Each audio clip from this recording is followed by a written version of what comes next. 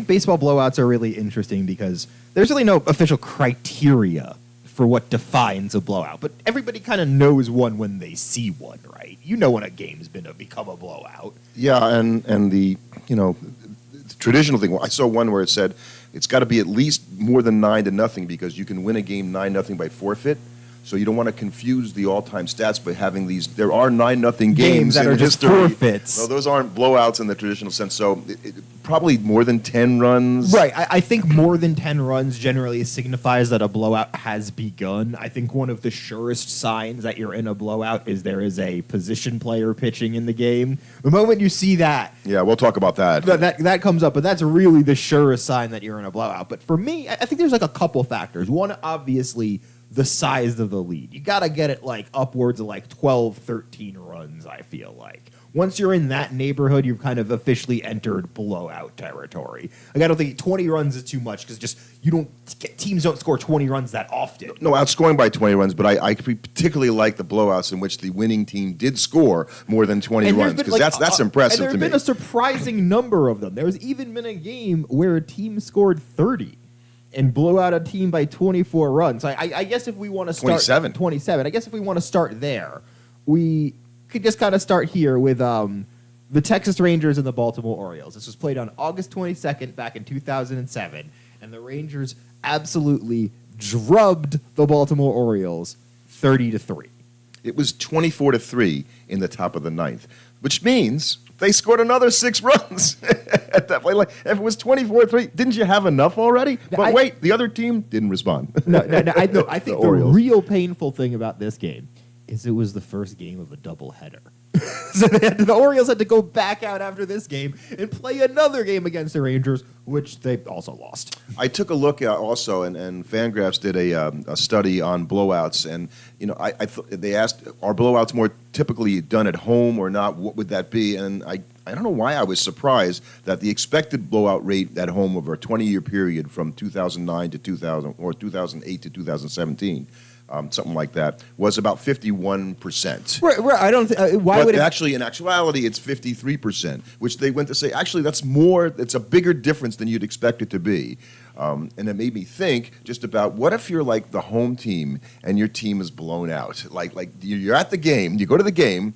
And so what defines a blowout is not only the amount of runs, it's when they're scored. Yes, I think that's really key, because if you have a game that's 2-1 the entire way, and then some team scores like 12 runs in the top of the ninth, it's not really a blowout because the entire game you had It's been a game. Right. The runs need to come early enough where there's a palpable feeling of this game is over that sort of pervades over the rest of the remaining game, where like it doesn't really matter what one team does, there's just not going to be a comeback. And you get different types of games when that happen, right? So if it's 12-0 in the third inning, okay, now you're getting into goofy baseball time. Right. This is where like you might see it, and that's how you can get these, like you get the games like the Red Sox in 1950 beating the St. Louis Browns 29-4. That's how you get these things, is because you have a pitcher come in and they're already losing, and then at a certain point the team just goes, okay, it ain't worth burning another pitcher in this game. We're already down. It doesn't matter how bad you do, guy that's on the mound. You're just going to keep pitching.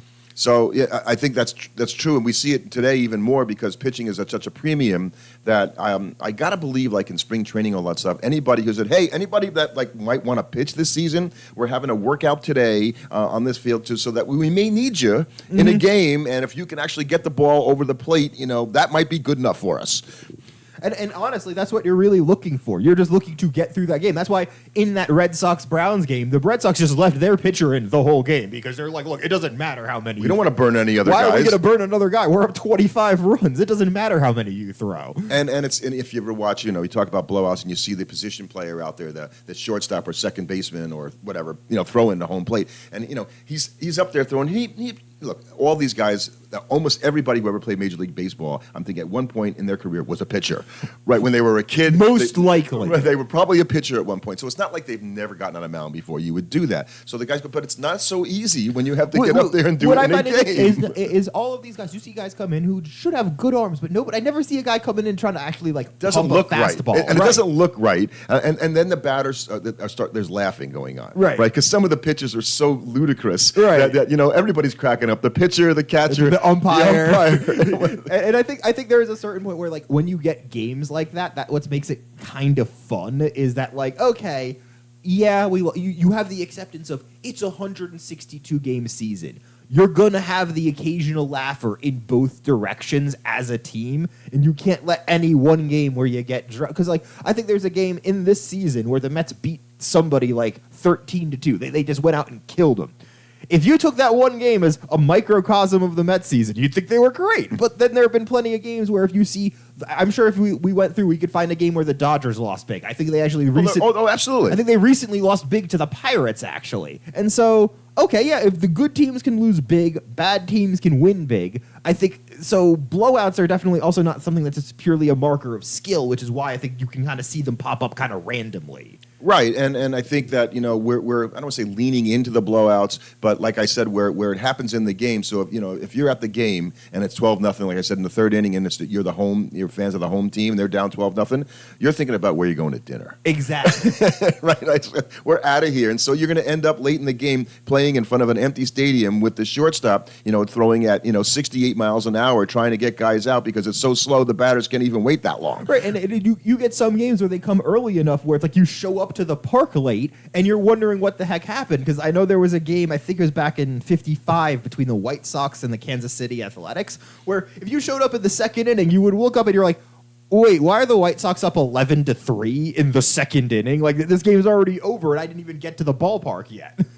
I found something. This is good. So by a team in a blowout win, the most home runs in a blowout, the Toronto Blue Jays won 18-3 in 1997. They hit 10 homers. That's the most homers in one of these blowout type games, which is more than 10 runs. We're going to use it. Right. The criteria. And I think what's interesting is then you could go all the way back to the other side. If we roll the clock back all the way to June 4th in 1911, you have the Cincinnati Reds beating the Boston Rustlers, who that's the precursor. So that's the Braves and the Bees. They were called a bunch of things. Right, so I guess that was the only year, by the way, 1911, that they were called the Rustlers. Oh, well, it was clearly not a good namesake for them because they lost 26-3 without a single home run. But of course, 3 years. Oh, no. They had only one home run in that game. 3 years later, they became the Miracle Braves of 1914. So they did turn it around. I don't think there was any connection there, but they did turn it around. So, but I'm surprised because you expect home runs to be in blowout games, right? So right. Winning a game 26-3 and only hitting one home run is almost more impressive than hitting 10 of them. More often than that, I had a list here that there were a bunch of teams that hit 8 home runs in a game, and one that hit 9. The Reds in 1999 won 22-3 and hit 9 homers. Now, if you're a fan and you're at the game, that's going on. It's like overkill, right? Like you can't, the darn apple's gone up so many times. I'm exhausted from getting up and cheering every time. So stop already. We want to go home. 22-3 games actually take a long time because they're changing pitchers and they're running around the bases. So I don't know. As a fan, a blowout is probably not a great experience. I would say no. And what's worse is some teams have to suffer this in the regular season. But then there's the clutch group of teams that also have suffered this indignity in the playoffs. And strangely, no team has suffered this more than the New York Yankees. Well, that's because they're in the playoffs more than anybody. But they've been blown out multiple times in the ALDS and in the World Series by different teams, even though, strangely, it seems to be the Red Sox that get them worst of all. And here's the thing about postseason blowouts for me. I don't know about you. I was thinking about this. I don't remember them. Like I'm looking at some of the stats here when we'll talk about these games. Like they're forgettable games. That's the point. I think in a way because you kind of expect there to be one or two every postseason. Like as a fan, you kind of know there's going to be a game or two in the postseason where like the wheels just fall off for one team and they lose like 16-2. That always seems to happen. So it happening, like when you look at it in historical, it seems like, oh, wow, there's a bunch of them. But that's because you're looking over such a gigantic period of time. A lot of games. You're not thinking about all of the years. You had what, like our list here, we have one from 96, from 99, from 2001. And then it goes quiet for about 17 years until we get, or 19 years until we get to 2018. And we'll talk about the World Series ones as well, because that's a whole nother one. And yeah, the Red Sox beat Cleveland in Game 4 of the ALDS in 1999, 23-7. They were down 2-0 in the series. So they talk about needing a win, and they definitely got one. And that was the most runs in a single game at the time. Right, in postseason history. Shockingly, the Cleveland starting pitcher was pulled in the second inning, having given up 7 runs. It was a young Bartolo Colon. He did not homer in that game. He was still. I think he's still pitching somewhere today. Or trying to. And they went on to drive in 11 runs over the next 3 innings, and they just ran away with the game. And a great thing about a game like that for the team that's winning, you got to take your day off from the bullpen. You got to throw guys that you would never normally use in a game because you can have them give up 4 or 5 runs. It is just not going to cost you anything. Right, and then Cleveland, and they ended up obviously losing that series to the Yankees, who won the World Series that year in '99. They tried to use as few pitchers as they could when they were down, by so many so soon. Yeah, right. But then 20 years later, I guess you could say the Red Sox got their revenge again when they beat the Yankees in the ALDS 16-1, which just had to be brutal for those New York fans because it was a 1-1 series, and then Boston just drubs you in Game 3 and sort of feels like they put that thing out of reach. And that was a 1-1 series in an ALDS, so that winning a game by that much at that point in the series is important, right? Because you save your bullpen, and they have to use theirs, and you're up 2-1 in the series, and it's not a 7-game series. I think it was a 5-game series at the time. So that was more meaningful. And somebody kind of set Major League history in that game that I think a lot of people probably don't remember because it is a forgotten game, giving it a blowout. And that Brock Holt hit a 2-run home run in the 9th inning to become the first and only player to ever hit for the cycle in a playoff game. Yeah, on a trivia thing, I would have not gotten that one ever. No. Brock Holt. Yeah, no, who's remembering that? And then the Mariners, who had that great season in 2001, right? Remember when they won the 116 games? And they made obviously they won the division, made the playoffs. And then they go and play Cleveland, and it didn't go so well. No, they lost 17-1 in Game 3 of the ALDS. So this is a team that won 116 games. And I got to believe that could have a greater impact on a team that thought they were really good. They had Ichiro, they had everything going for them. They bounced back, though, because they did end up beating them in the next 2 games to win the series in 5, the Mariners. No, they lost in Cleveland, right. Cleveland lost the series. So Cleveland gets that gigantic win. They go up 2-1. And then the resilient Mariners hang on only to go to lose in the But ALCS. it exposed them, I think, Right. in a way that they probably hadn't been exposed all season. Nobody was expecting that Cleveland team because the Cleveland team was ancient at this point. You had an older Kenny Lofton, an older Juan Gonzalez, and a Jim Tomei who was moving into the back half of his career in 2001. He was not retiring, but he was not a young player at that point. And Omar Vizquel was just kind of Omar Vizquel. Like he was just he was a good defensive player, but he was not. You were not looking at him being like, oh wow, yeah, I'm worried about him offensively. And the only other one is, and again, this is one that when I saw the score, I was like, oh yeah, I kind of remember that. So in 1996, and that is the year that the Yankees won their first World Series, beating the Braves. The Braves in the division series won Game 7 of the NLDS. So they played 6 games. They were tied. They won 15-0 in Game 7. After so here being we down have a chance to 3-1. win the series. We're going to go and beat those Braves, and we're going to get our asses kicked. Right. If you're the Cardinals, you're up 3-1. You're feeling good. You're like, okay, we lost in the series. We lost Game 6. Okay, it's fine. We're fine. We'll come back Game 7, and then you just get routed. So now the Cardinals have a lot of success in their postseason history, and the Braves, remember, they won the World Series in '95, and then they got to the World Series in '96. So there were some excellent Braves teams. No shame in losing to that. You even had team. a Tom Glavine triple in there to drive in some runs. But 15-0 is a blowout. It's, just looking at that, by the way, right? You look at a 15-0 score, it feels bad just looking at it. Like, oh, I don't know, like 17-2 doesn't seem as bad as 15-0 to me. I don't know. I guess it's the shutout. Right, and then now if we go to the World Series, talk about blowouts in the World Series, you kind of end up talking about the New York Yankees a fair bit because they've just been there more than anybody else. They got the most chances of being involved in a blowout one way or the other because they do hold the record for the biggest World Series blowout. In Game 2 of the 1936 World Series, the New York Yankees beat the New York Giants 18-4. Yep. And both teams, the Giants had won the World Series in '93, in '33. The Yankees obviously were about to go on a run. They won the World Series 36-39. So these are two, heavyweight, teams. One of them knocked the other one out, though, I guess. Now, I think what's interesting is this game was only 12-4 going into the top of the 9th inning. Only 12. But the Yankees added 6 runs in the 9th inning. Just for good measure. To make it 18-4. But if the game ends 12-4, that's not nearly as remarkable. We're not talking about it. So it's very interesting that those runs, and by our own kind of things, this game really wouldn't be a normal blowout because when the runs were scored to really make it a blowout. Though 8 runs is kind of close, and it's a World Series game, so you're probably going to give it a little leeway. Yeah. I still think that we certainly wouldn't talk about it if it was a 12-4 game. And then what's interesting about the other big World Series blowout, there's a few of them that is memorable, is that the Diamondbacks, when they beat the Yankees in the 2001 World Series in that famous Luis Gonzalez hit the other way to win in Game 7. Everybody remembers Game 7, but nobody remembers Game 6. So think about it. So the Yankees are up 3-2 in the series, right? And they go back to Arizona to play Game 6 and 7. It's going to be a tough game. They have to face Randy Johnson. Right. Randy Johnson, obviously. Basically, the Diamondbacks just got out early, and they won 15-2 over the Yankees. And they had scored all of their runs before the 4th inning was over. Yeah.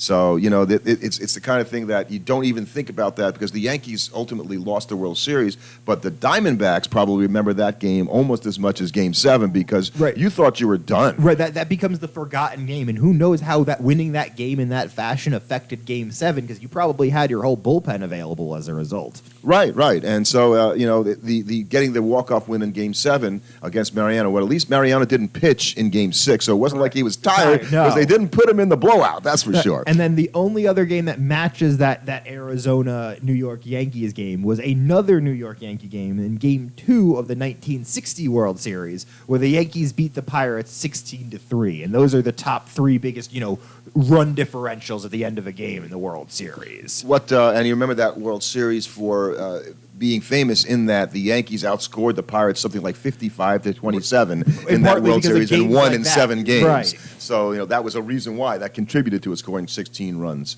There's a few others that are just kind of interesting to remember. I don't remember the Red Sox beating the Rockies 13-1 in the World Series. I do remember that. They swept that World Series. They swept that World Series, and that was kind of like everybody was like, "Oh, is October a real thing?" And then that Game 1 happened, and we're like, "Oh, October." It's for not the Rockies. I get what you're doing. Yeah, no, that was the whole big thing. There was October, and it was over as soon as that Game 1 happened. We all kind of knew that World Series was a formality. And in the the Earthquake Series, right in 2002, the Giants beat the Angels, and the Angels would end up winning the World Series that year. And that was a better World Series than I think people remember. It was with the Rally Monkeys and all that. But the Giants won Game 5 16-4. I have no recollection of this. And what's interesting is you have those 2 World Series blowouts, and you really haven't had any others since then. There hasn't been any since 2007. We've had a lot of very good World Series, and not even that blowouts only happen in bad World Series because you could have a boring World Series and have no blowouts. Yeah, all the time. Yeah, exactly. Absolutely. And I think what is most about blowouts in World Series to me is how forgettable they are, more than even, I guess, regular season blowouts, unless you're a fan of the team. I don't even know if you remember your own team's blowouts. I think everybody, because of the nature of postseason series, the only way you're going to remember a particular blowout is if it comes at the hand of a hated rival. Like, I don't think the Yankee fans are ever forgetting that 2018 drubbing by the Red Sox because it was the Red Sox. If it happens in a Game 7, you're going to remember that. Or it happens in the elimination game, you're more likely to remember it. Though I think it needs to be a Game 7, because if you get swept and then blown out in Game 4, it's like you were never in the series to begin with. So I think the blowout only stings particularly badly if it had been a series up until that last game. Yes, I think so. And I think the experience of being, I guess, I'm thinking about being a Brave fan, which is just hard for me to even say. Right. But the Braves winning 15-0 on that World Series Game 7, on that World Series Division Series Game 7, that how much fun it would have been to a fan. It was like a coronation, even though you only hadn't got to the World Series yet. The best example I can give of that, of like what it's like watching the coronation. You remember, I don't remember what year exactly. I want to say it was 2004 when USC played Oklahoma in the College Football National Championship game. Yeah, of course, obviously you watched that. It was great. But that's why it was, because the first half it was like 38-0. Like you knew you had won the game. And the fun of watching the whole game, just getting to sit there and be like, oh, yeah, we're better. Only for the fan of the home team or the team that you want to win. Right. In that situation. Everybody else is having a terrible night. Blowouts fans are not having fun. You can't say blowouts aren't good for baseball. They are what they are. But what they also, are is only one loss. So, right. And Met fans will tell you this as other teams that have teams blow games late in the game. With all the games that the Mets have blown in the ninth inning, those are way more painful than losing 20-2. Oh, 100%. I think you have to look at it this way. You can never lose a game so badly it counts for 2. So losing a game 2-1 and losing a game 200-1. Still, both of them are a loss. What it does affect, and statistically, if you go up, let's say your team is involved in a few blowouts, one way or the other over a season. If you're a bad team, you're on the short end of a blowout, maybe 5 or 6 or 7 times. It screws up the run differential because you almost have to pull out those games and say, right, we don't want that because it's going to make your team look like, well, these guys can't get anybody out, because they give up a zillion runs a game. And if you took those games out, they would be much closer to the league average. And it is important to look at that because if you say, hey, wait a second, you pull out these 5 games, this team has like a negative 150 run differential, but you're like, well, you pull out these like 5 blowouts and they're only at like a minus 75, which maybe they don't look nearly as bad as a result because those 5 of their losses make up half of their run differential. And it happens in all sports, right? There's blowouts in every sport, and they don't really have any kind of firm definition of what makes a blowout in football, basketball, hockey. I think soccer, it's like 1-0. I think ultimately for me, blowouts are defined by the scoring happening early enough that you're getting extensive garbage time. And what you're seeing is, unlike in baseball, unlike in football, in baseball, the game hasn't changed enough where we have to reevaluate in our minds what a large lead is. 4 runs is a large lead still. In basketball, 20 points is no longer a large lead, so you have to mentally recalibrate in your mind what defines a blowout in other sports. Whereas baseball, still kind of, you're losing by 10 runs, you're kind of getting blown out. You're not coming back. Certainly not with the amount of frequency you might see an NBA team come back. From being down 15 points. Right. So I think, it's good that there isn't a definition. We don't have a firm, like, it's got to be 15 runs or more. Baseball fans, I know we love tracking stuff. I know we love keeping track of statistics and making sure to account for everything. We don't need a statistic for blowouts. Right. Most importantly, blowouts are boring.